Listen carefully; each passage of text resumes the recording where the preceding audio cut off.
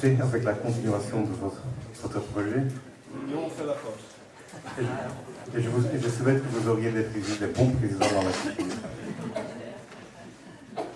Let's proceed now to a more festive moment with the presentation of the Lifetime Awards of the International Society of the Olympic Historians. The society is represented by two persons, by the President David Walasinski and also by the Secretary General Anton Tom Bijkerk. I'm very pleased to pass the floor to the President David Walasinski for the presentation of the prize.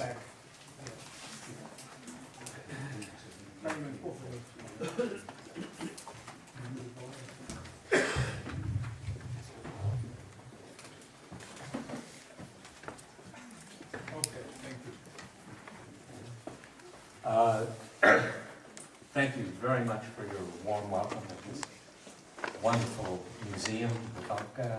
Merci. The International Society of Olympic Historians, also known as ISO or ISOH, is a recognized organization of the International Olympic Committee, the Olympic movement. Our organization was founded in 1991. We now have approximately 450 members from 55 nations, all sorts of different historians and enthusiasts. Every year we give an award, a Lifetime Achievement Award, as you may have guessed. This year the award will go to Roland Rensen, Dr. Rensen. Now, I know that I don't have to explain anything about him to you. I think you know all about him. Nonetheless, I'm going to give a brief biography so that it's official, and also so that you appreciate the fact that his work is appreciated not only in this nation but around the world. So, Roland Rensen was born 17th October 1943. Please allow me to be one of the first to wish you a happy birthday, one day in advance.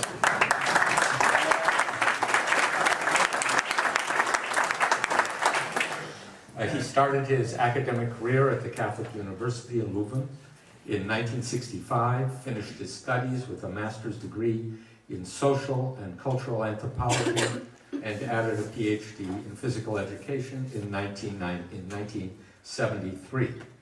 In 1967, he became a research assistant at the Institute of Physical Education at KU Leuven, and advancing to lecturer in 1974, docent 1976, full professor 1981. He became known in his country and abroad for his efforts to promote the study of folk sport in Flanders. In 1980, he helped launch the first Flemish Games Central and was its chairperson for the next 24 years.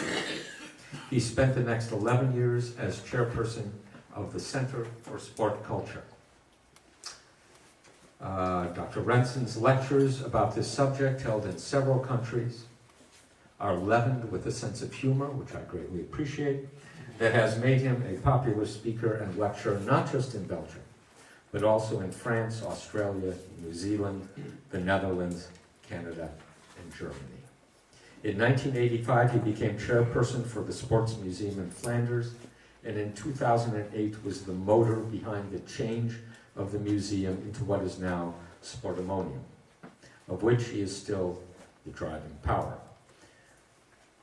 Also, in 1985, he became the first president of the International Association for the History of Physical Education in Sport, known then as HISPA, which in 1989 was changed into the International Society for the History of Physical Education in Sport, ISHPIS.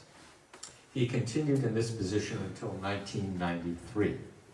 Among the dozens of articles he has published are, these are amongst my favorites, War is Over, Sport is King, the Political Climate During the 1920 Olympic Games of Antwerp, Archery at the Games of the 7th Olympiad Antwerp 1920, which he co-authored with Anthony Berker, war games, sport during the German occupation of Belgium, and fair play, its origins and meanings in sport and society.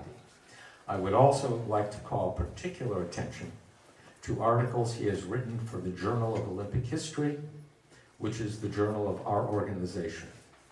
These include biographies of IOC members Count Maxime de Bussy and Robert Rentien, scouting at the Olympics, Boy Scouts and Girl Guides as Olympic volunteers 1912 to 1998, and stepping out of Coubertin's shadow, the Count and the 1932 Winter Olympics. Dr. Rensen is also the author or co-author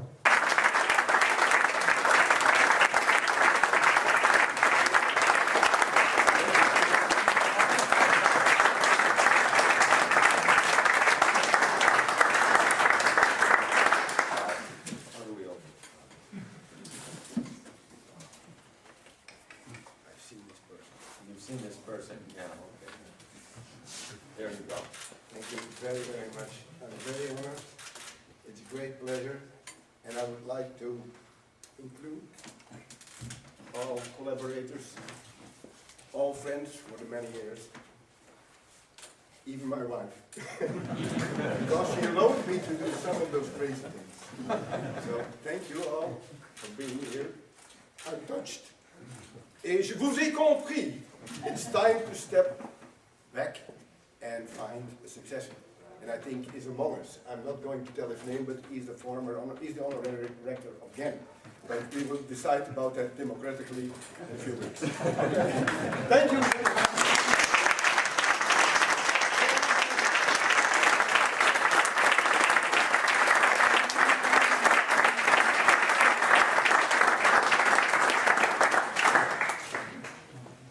That's another thing you get. Thank you very much. And I give you an extra one for the museum, and one for your children. And then we have a little booklet in which your biography is described and in great detail. I must be careful. Thank you very much, Tony. Our friendship, which goes A long back time over- back. I will talk about that later.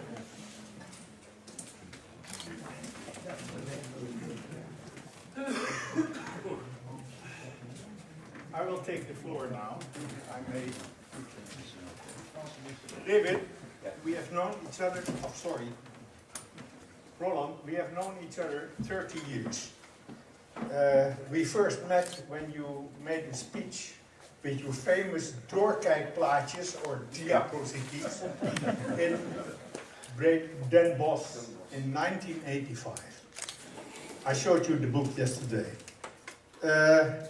We've been working together for many years.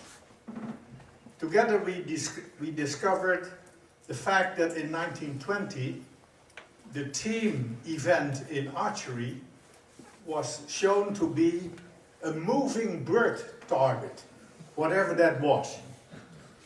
And thanks to our mutual combination, we discovered that it was just a normal target with rings and not moving.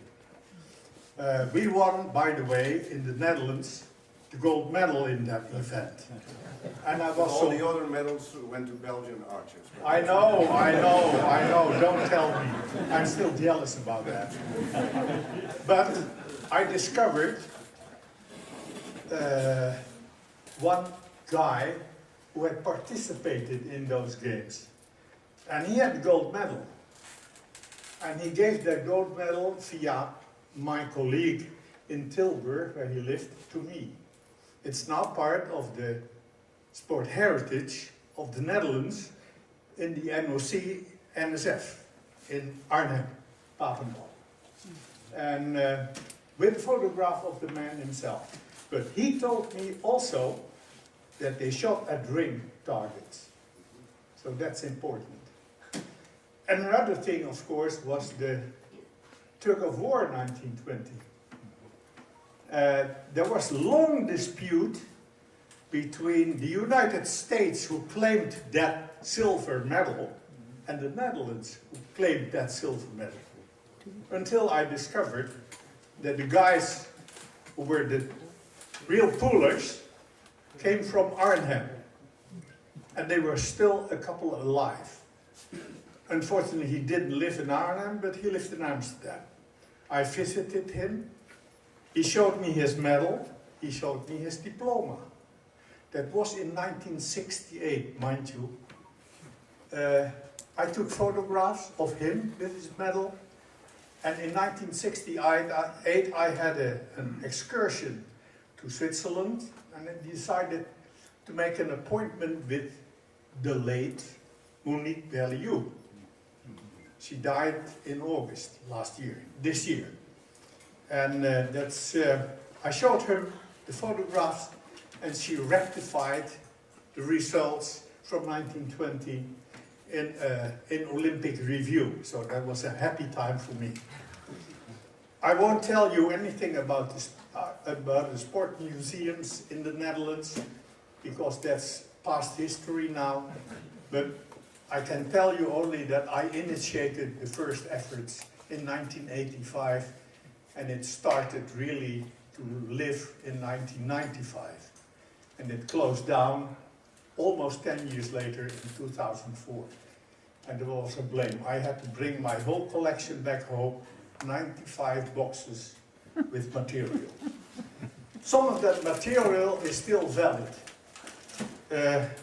He celebrates his 72nd birthday tomorrow, and as usual, I have a present for him. Watch out! It's breakable. The inside. May I open it? You may open it. The outside is for the sportimonium.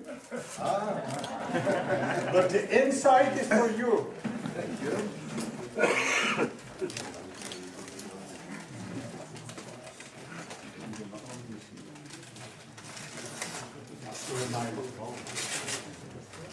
No problem.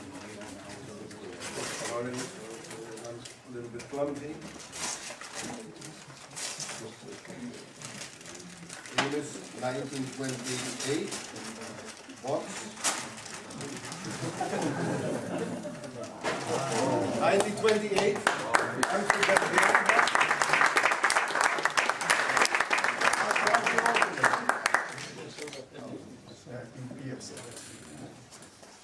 I hope it's not candy for my... We need a screwdriver. Louis.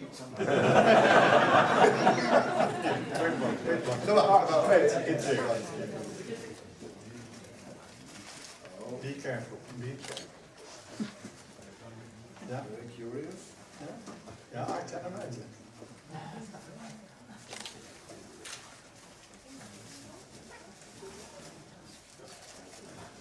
Timeo Danaos and Dona Terentes, they said, but when it comes from a Dutchman, I'm rather Don't be anxious. surprised. We had in the Netherlands one famous glassmaker. His name was Andries Kopier. And this is his product. Olympiade, Amsterdam. Amsterdam. Wow. Thank you very much.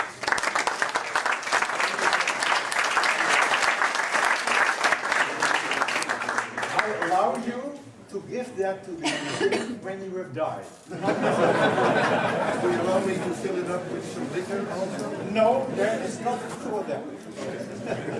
Use that for other things. Thank you very much.